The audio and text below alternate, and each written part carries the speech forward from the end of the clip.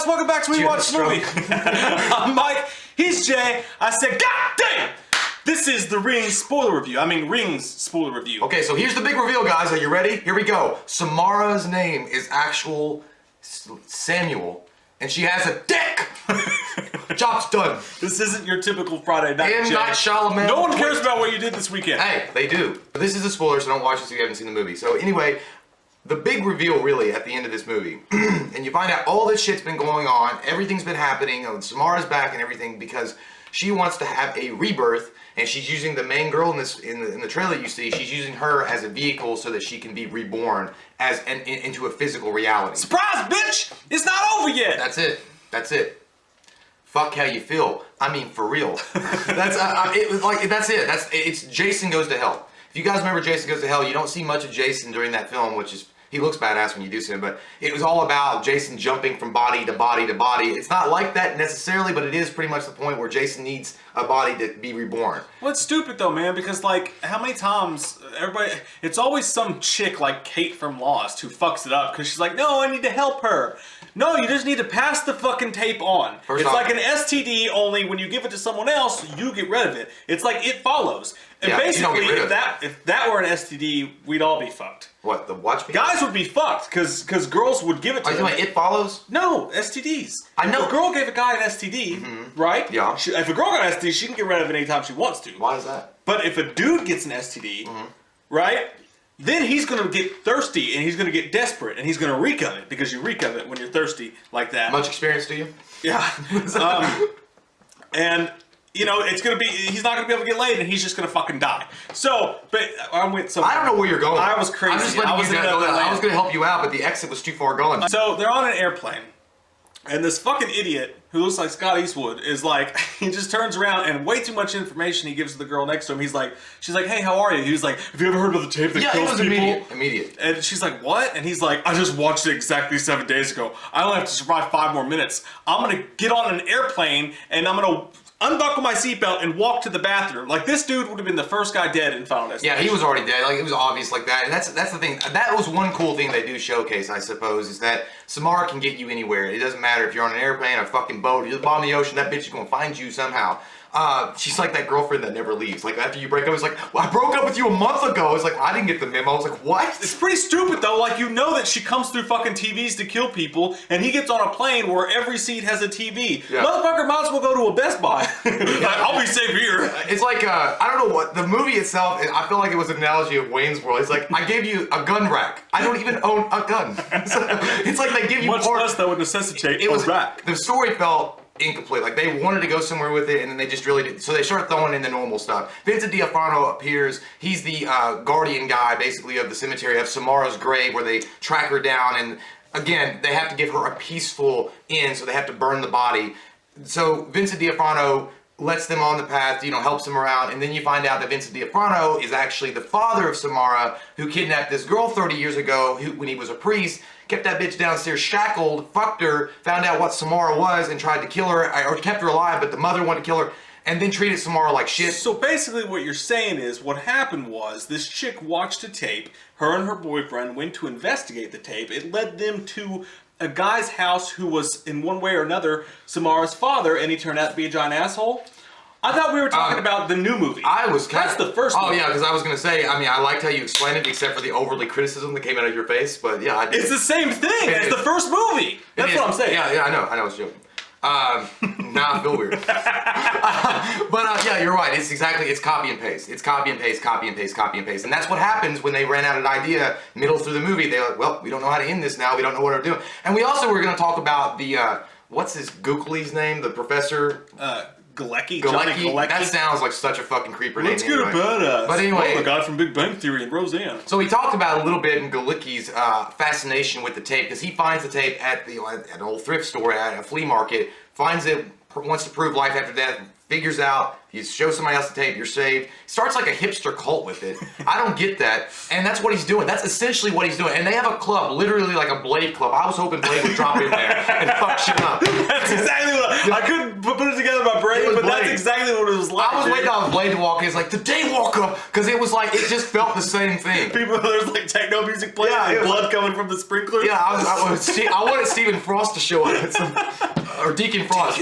But yeah, that's going on, and it's like there's all these they've got like it's cool to them. Like they have pictures. You know how when you watch the tape, your face gets all weird when you have we take a picture of yourself. So they have all the pictures of themselves on the wall, and they've got big drawings of the ring. Like it's like a big thing. It's like it's like a cult. But for some reason.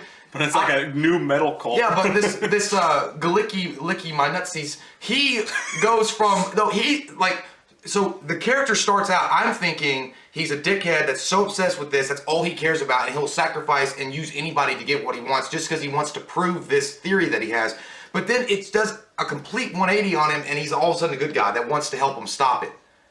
Yeah, what? I mean, when did that, it just didn't fall in line with the character they'd already established with him. No, and we were talking about the new tape. That's created with the girl, the main girl in this, the main protagonist, because she is chosen by Samara to be the vessel for her spirit to come back. We don't know that until the end. But by doing so, she's gifted with these psychic powers and able to create new images on the tape with the help of Samara, and that's what we get. That part of the movie is cool. That is a cool thing. I like that. The tape, it's the same thing like I said in the original video we did. It's like in Sinister 2, the one cool thing about that movie was the tapes that they recreated. In this, they kind of recreate the tape. It's not as cool as the first one, but it's still pretty cool. Because you got this creepy-ass imagery of this church, and like fucking books are flying around in the church. And then Take me to church! There's a snake eating his own dick. Actually, that was his tail. You never go ass to mouth. Never do that. But the tape. What do you mean Taco Bell? I like the idea of that. I wanted more of the tape shit, but eventually they go. Well, the whole atmosphere changes immediately. When it's actually good, it gets like a cool creepy atmosphere going, and then all of a sudden after that it starts going again that clean look. It just goes standard fare horror movie, and then you're like, I've lost it. Once Sugar Water, Vincent D'Onofrio shows up, he's good, but it gets boring as fuck. Because then you're stuck in this house and it's him talking. It's like a bad guy explaining his plan for 6 fucking years, and then we do a chase scene. Like, of all things, I went to see Rings. I want fucking creep shit happening. But we're gonna do a Michael Myers fucking chase scene inside of an abandoned, dirty ass church house for an hour, man. It was fucking forever long because they just had no story to tell. So he's just running around corners and the typical try not to breathe or he'll hear me. Fucking I've seen it in 1,000 movies before. Well, that was pretty. Well, I don't know if it was cool or not, but it felt like because it felt like I don't know. She was she was protecting her interests. Samara does come out of the fucking tape to save the girl because Vincent D'Onofrio, after it's discovered that he's the priest and he's Samara's father, and he's been trying to keep this buried, this town secret, he's gonna kill this girl and he's choking her to death. And he's, by the way, he put his own eyes out because he didn't want to look at Samara. He's like, I made such an ugly baby. I'd never want to see it again. But no, he really puts his eyes out so he can't be killed by Samara. But when he's trying to kill this girl, because when the girl tracks down and finds where Samara's actual body is, it's in the walls of this guy's house where he treated her like shit. Samara actually comes up out of the fucking tape with cicadas. They make her come out of this tape. And she looks at Vincent D'Onofrio, and he's about ready to kill that girl, and makes him see again just to kill him. I was like, damn, that's a power. He's like, Samara? Oh, fuck. Power? Well, why do you get excited? Because you're fucked. And he seemed like he loved her. He was like, Samara? Yeah. Oh, shit. It's like when you look at your friend and he's like, oh. And you're like, oh, damn, I saw it. Now pull your pants down. It's the ultimate. And I'm going to smack it hard. But look, what? What kind of game do you play? The goat. Oh, you bastard. I don't know. I'm gonna take a break. It's so vague. But anyway, the Batwing. The Batwing. Ooh. The brain. You guys know what we're talking about. If you've got some extra time, downtime, play around with your balls. Find some new different techniques. We're talking about the movie Waiting. That's a great movie. But yeah, and speaking of that scene was actually pretty cool. It didn't really feel, it felt more super heroic. She actually was. Something else happened. Yeah, but there are moments that was actually scary. She's dumb, the protagonist of this film. She actually crawls inside the crypt. And again, I didn't say this in the non-spoiler. It's telegraphed like a motherfucker. The music music sucks big time. That was it was like Ernest Scared Stupid when I was walking down the lane leaving. I was like, it felt so stupid. It felt like a circus show. But everything everything's telegraphed, so you know exactly when the jump scare is going to happen. You know exactly when anything pivotal in the movie is going to happen because it tells you everything. But she goes inside the crypt, the door shuts, the music raises, you know that Samara's going to be there, but that was actually a pretty cool shot scene. Yeah. Because she started getting dragged down the well, and I mean, it was pretty cool. I think my favorite scene of the entire movie was when it ended? was when the really hot chick died. Yeah. Her death scene was pretty cool because she kept trying to, she knocked the TV off, and she's dumb as fuck. Like, okay, if you believe in it, she believes in it so much that she's doing all these tests and she's trying to pass it off and doing all this crazy shit. She clearly believes in it. But right when her timer's up, she's like, "You're not real!" And she tries to slam her computer like, "Bitch, it's over." I know, it's like, fiction can be fun. But that scene, my butthole got tight for the only time in the movie. Usually it's not. but then it pissed me off, dude, because the other girl who didn't die runs and hides and locks the door.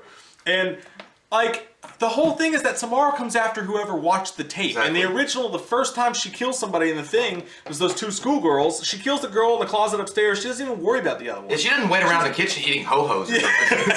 She wasn't John Travolta taking a dump in the bathroom when Bruce Willis showed up. But she does. She sticks around. Yeah, she's looking around and she looks in the keyhole and shit for it. It's it's not a fucking slasher film. Yeah, well, because we didn't say the reason. There's the protagonist of the film has been lured back to this girl's house because the girl wants to make her watch the tape. So when she watches the tape, she locks herself in the bathroom, the protagonist of the film does, and Samara hangs around. After she kills the girl, you see her shadow against the the glass window, and she's like, "Are you done yet? I need to take a dump." It's weird. Why? Yeah, you're right. That changed a lot of things about Samara. But again, towards now the end of the movie, and maybe that's why they did it, when the protagonist of the film, I'm sorry, I don't know her name. I didn't care enough to really fucking remember it. Julia! Julie. Yeah, that's good. Good manners. Sorry, stepdad Steve. You're welcome. You like your mother, you fucking spit. I said swallow. Anyway, so she grabs the phone and it burns this thing into her hand, the protagonist, Julia.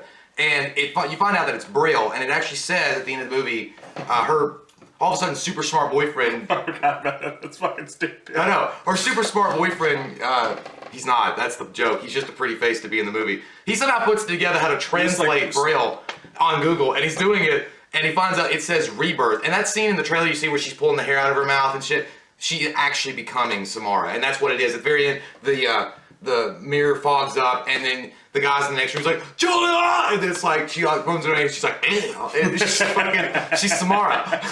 That dude looked like slow Dave Franco. Yeah, he did. Well, Dave Franco's not that smart anyway, but so that's fucked up. Magic School Bus. Oh yeah, and then another thing. Because Samara takes control of the computer, it takes control of the video and sends out emails to everybody in their friends list, and that's quick. People are watching it already because they get responses back "Oh my god, such a weird tape!" in 2 seconds. And we talked about this. That's what this movie should have been. The whole movie should have been about that. The fucking video should have gone viral, and Samara should have been fucking deep in business, just hitting people up everywhere, 7 days, 7 days, 7 days, 7 days. Fucking and a pandemic is going on. That's where this should have gone, but they didn't have the balls or the smarts to go there. Why with the smarts? You have no marbles! Marbles? Marbles.